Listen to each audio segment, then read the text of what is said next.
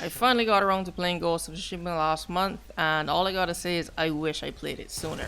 I'm gonna stick with the format from my last review, giving the verdict first and then going into the review. Ghost of Tsushima, this game is a must buy. If you're into story games and you own a PlayStation, this should be in your collection.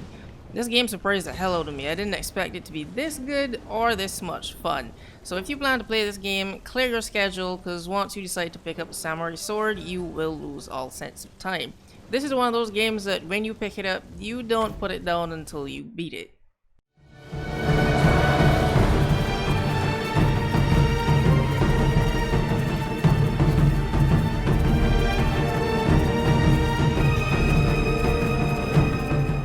Ghost of Tsushima takes place in 13th century Japan during the Mongol invasion. You play as Jin Sakai, a samurai trying to stop the invasion from ruining the island of Tsushima and the Mongols from reaching the mainland. Throughout his journey, you'll watch Jin struggle between the moral choices of sticking to his samurai code, which is about fighting with honor and dignity, or sinking to the same level as the Mongols and fighting just as dirty as they do in order to win. You'll meet a whole cast of likable side and main characters, all with their own problems and stories that you'll get to play through and experience for yourself, and all this makes for a story that's nothing less than amazing.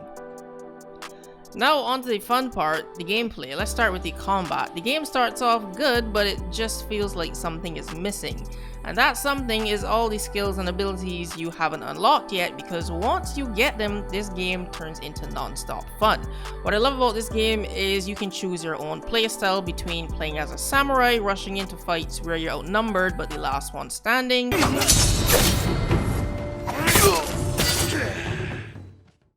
or you can simply play Assassin's Creed Japan. How is it this easy to hold them? People are desperate. Dangle hope in front of their noses.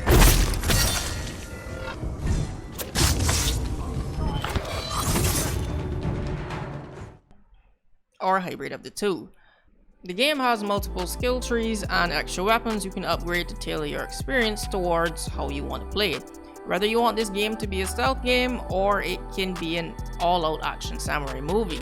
Aside from skill tree, you can also put charms on your sword, and these all carry different perks, again tailoring to your playstyle. Some give you extra stealth benefits, others are good for combat and dealing with damage, and the rest are utility charms that help with defense, health, and other generic things like that. Normally, I ignore any type of collectible items in games, but in this game, they're necessary. There are 9 different types of collectibles in Ghost of Tsushima, and they all give you benefits for finding and completing them. Yes, I said complete them. These collectibles come with tasks, rather than just finding an item and pressing a button. There are bamboo strikes that increase your resolve, complete shrines that test your platforming skills, unlock charms for your swords, and pillars of honors and haikus that you have to write to get new customization items, and much more. However, what I love about these collectibles is that you don't have to search for them, they're displayed on the map. But if you want to find more, you can unlock perks that let the GPS track and lead you to what type of collectible you're looking for. I love that feature hands down because I hate searching for hidden items. Content wise, this game is stacked with it. The game is 3 acts long and has 24 main missions, 61 side missions, and 7 mythic tales. The mythic tales were my favorite missions. Each one has an interesting old folk tale, and you go follow the clues and puzzles to see if it's real or not. But the intro cinematic with the amazing art style is what I loved about them the most, and these missions also give you a special type of outfits or abilities at the end. The combat is so satisfying, watching Jin dispatch waves of enemies with style. There are different stances you have to learn that make it easier to kill enemies with different weapon types, which can also be upgraded to unlock more movesets and combos. It's one of those games that's easy to pick up but hard to master, so the more you play and better you get, you'll be parrying enemies and switching stances as you jump from one enemy to the next, or silently take down an entire base without being seen, like a ghost. Customization is also a thing in this game, and let me tell you, it is A1.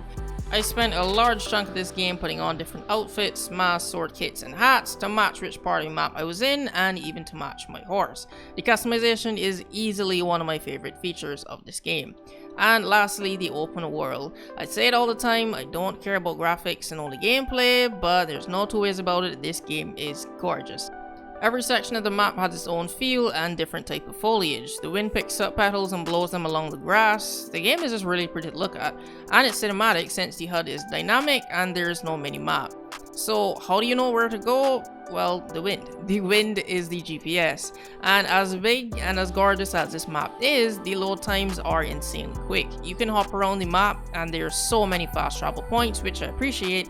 You know, it's kind of little things that do it for me. So you can fast travel to objectives during missions rather than having to take your horse there like most open world games that force you to go long distances during missions.